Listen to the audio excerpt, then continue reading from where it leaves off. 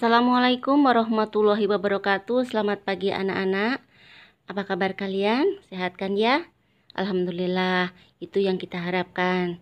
Anak-anak, pada pagi hari ini kita akan melanjutkan pelajaran tentang kearsipan dan kita sudah memasuki kompetensi yang ke-10 ya, yaitu tentang mengevaluasi arsip dalam rangka menentukan retensi arsip.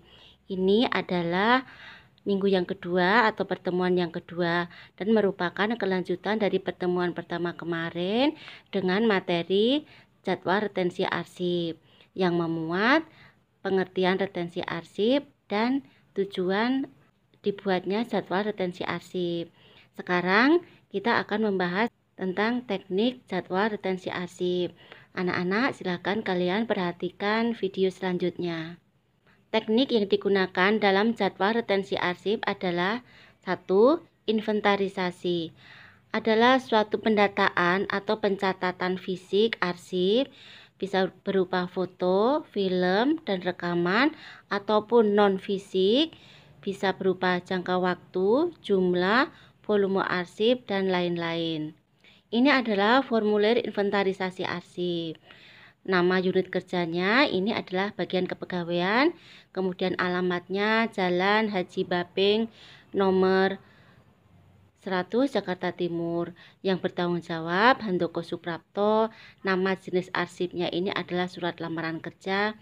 Kemudian deskripsi ini adalah penjelasannya ya, surat lamaran kerja tahun 2018. Sistem penataannya ini menggunakan sistem abjad, tahun arsipnya ini 2018, frekuensinya ini 12 kali setahun.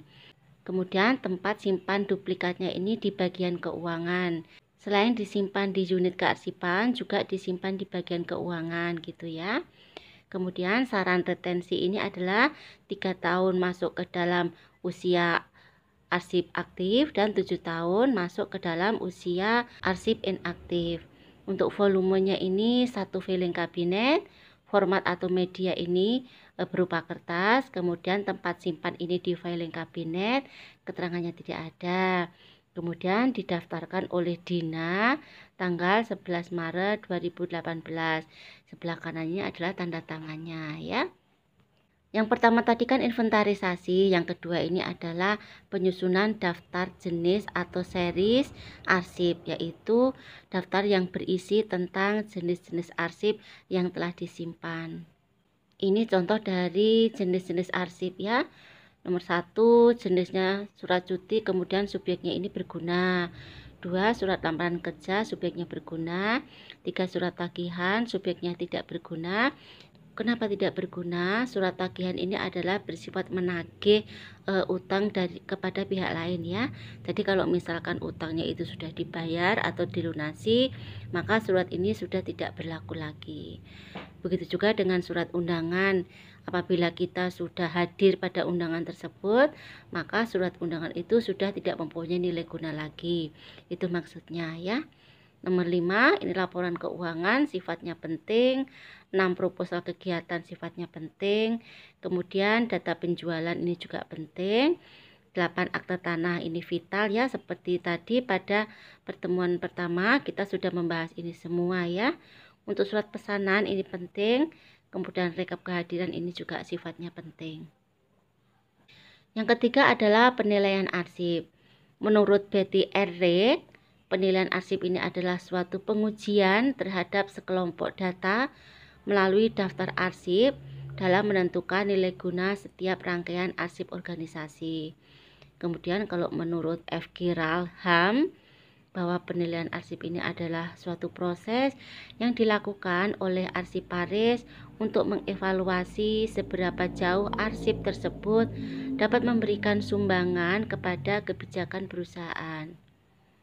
Penilaian arsip ini dilakukan terhadap setiap jenis arsip agar dapat ditentukan berapa lama arsip ini disimpan di folder aktif dan folder inaktif, serta apakah jenis folder aktif tersebut kemudian dimusnahkan atau dikirim untuk menjadi arsip statis ke arsip nasional. Penilaian arsip ini merupakan suatu dasar kebijakan dalam melaksanakan penyusutan dan penghapusan arsip yang dapat dinyatakan dengan persentase angka pemakaian arsip. Nah, sekarang kita melihat rumusnya. Untuk mencari penilaian arsip, seberapa persenkah nilai arsip yang dapat membantu proses kegiatan organisasi, kita bisa menghitungnya dari sini ya. Jadi angka pemakaian itu sama dengan jumlah permintaan surat atau pemakai dibagi jumlah arsip kali 100%. Ini sudah dibahas pada kompetensi dasar yang terdahulu ya. Suatu arsip bisa dinilai baik apabila memenuhi syarat-syarat sebagai berikut. A. Persentase angka pemakaian arsip itu tinggi. Ya, ini minimal 15%. Kemudian yang B, warkat yang disimpan dalam arsip masih mempunyai manfaat atau bernilai. Artinya, jika warkat atau surat ini sudah tidak mempunyai nilai guna lagi, lebih baik ini dimusnahkan. Maka ini bisa dikatakan baik apabila arsip tersebut masih mempunyai nilai. Yang C, masih aktif membantu jalannya perusahaan atau organisasi. Artinya, arsip ini masih dapat sebagai pendukung dalam pelaksanaan operasional organisasi atau perusahaan ya. Maka arsip ini bisa dikatakan sebagai arsip yang baik. Penilaian arsip dapat menggunakan kriteria ALFED ya, yaitu A-nya itu adalah administrative value atau nilai administrasi, L-nya itu legal value atau nilai hukum, F-nya itu financial value atau nilai uang, R-nya research value, ini nilai penelitian, E ini education value atau nilai pendidikan, D-nya documentary value atau nilai dokumentasi. Ini juga sudah kita pelajari pada kompetensi dasar yang sudah terdahulu ya. Silakan kalian lihat video-video dari Ibu. Nilai ALFED berkisar antara 0% hingga 100% dengan penggolongan arsip sebagai berikut. Arsip vital itu bernilai 90% sampai dengan 100%. Arsip ini sangat penting bagi kehidupan organisasi bisnis dan tidak dapat digantikan kembali jika dimusnahkan. Arsip ini tidak boleh dipindahkan atau dimusnahkan dan disimpan abadi selamanya. Ini contohnya ya, tadi sudah ya, akte pendirian perusahaan dan sertifikat tanah dan bangunan. Karena sifatnya sangat vital, maka arsip ini mempunyai nilai 90% hingga 100%. B. Arsip penting ini berkisar 50% sampai dengan 89%. Arsip ini melengkapi bisnis rutin dan dapat diganti dengan biaya yang tinggi dan lama. Arsip ini disimpan dalam folder aktif selama 5 tahun dan dalam folder inaktif selama 25 tahun. Setelah 25 tahun nanti baru bisa dimusnahkan ya. Ini contohnya adalah bukti-bukti keuangan atau bukti-bukti transaksi. C. Arsip berguna ini berkisar 10% hingga 49%. Arsip ini berguna sementara dan dapat diganti dengan biaya yang rendah. Arsip ini disimpan dalam folder aktif selama 2 tahun dan dalam folder inaktif selama 10 tahun. Contohnya ini surat pesanan. Jika sudah 10 tahun dalam folder inaktif, maka baru bisa dimusnahkan. Yang D, arsip tidak berguna, ini 0% sampai 10%. Arsip ini bisa dimusnahkan sesudah dipakai sementara. Arsip ini disimpan paling lama selama 3 bulan di folder aktif. Contohnya surat undangan ya. Yang keempat adalah penentuan nasib akhir.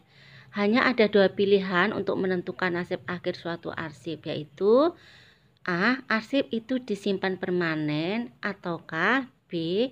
Arsip itu dimusnahkan. 5. Penyusunan konsep. Setelah langkah-langkah itu dilakukan, hasilnya dibuat dalam bentuk konsep untuk nantinya mendapatkan pengesahan. 6 adalah pengesahan ya. Dilakukan ketika jadwal retensi arsip ini dilakukan oleh pimpinan perusahaan. Namun sebelum disahkan, sebaiknya direkomendasikan terlebih dahulu ke ANRI, Arsip Nasional Republik Indonesia. Jadi yang melakukan pengesahan jadwal retensi arsip ini adalah seorang pimpinan perusahaan. 7. Pelatihan. Jika sudah disahkan, maka jadwal retensi arsip ini harus disosialisasikan kepada karyawan, khususnya yang bertugas di bidang kearsipan, dengan cara diberikan pelatihan atau diklat. 8. Kontrol penggunaan dan penyempurnaan. Jangan lupa untuk dilakukan pengontrolan dalam penggunaannya, karena sebagus apapun jadwal retensi arsip yang telah dibuat, tidak akan berarti apa-apa jika pelaksanaannya tidak sesuai. Ini adalah tugas kalian, silakan kalian screenshot, kemudian silakan kalian jawab ya. Demikian tadi materi yang Ibu sampaikan. Untuk hal-hal yang belum jelas, kalian bisa menanyakan di grup WhatsApp pelajaran. Nanti akan Ibu jawab ya. Baik anak-anak, Ibu akhiri materi pada pagi hari ini. Assalamualaikum warahmatullahi wabarakatuh dan selamat pagi.